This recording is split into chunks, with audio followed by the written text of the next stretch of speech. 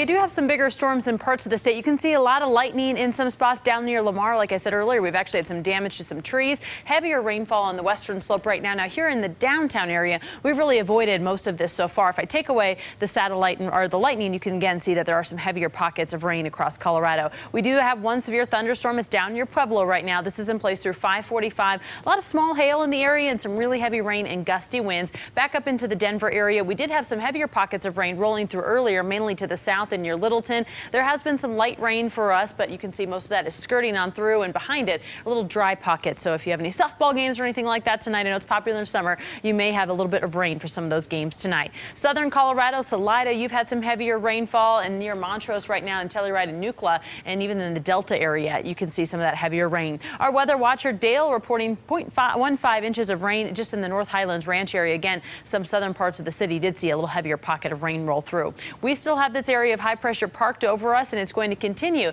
to swing all that monsoon moisture our direction. And on Wednesday, tomorrow, we do have a little cold front that's going to come through that ushers in some heavier rainfall as well, and also cools down our temperatures. For our future cast, we are looking at the chance of rain into the evening hours, and even still by 10 o'clock tonight, there is a chance for some showers to roll through. We still have some wildfires in that northwestern corner of the state where they could get some heavy rain well into the night. Overnight tonight could even have some rain continuing in the high country and parts of the foothills tomorrow morning, probably on the cloudy side once again for the northern part of the state. And then we have a chance of some heavier rainfall on and off throughout the afternoon. The futurecast shows this skipping the Denver area, but we do have that potential still through tomorrow. Taking a look at our flash flood watch, this is in place for almost all of western Colorado, even into parts of the high country. So again, could see some canyon flooding areas, rock and mudslides, thanks to that really heavy intense rainfall that is expected at times with monsoon season. 83 right now in Denver, 89 in Greeley, 97 in Burlington, 101 in La Junta. My goodness, it's still hot, but heading towards the high country with more rain and clouds today.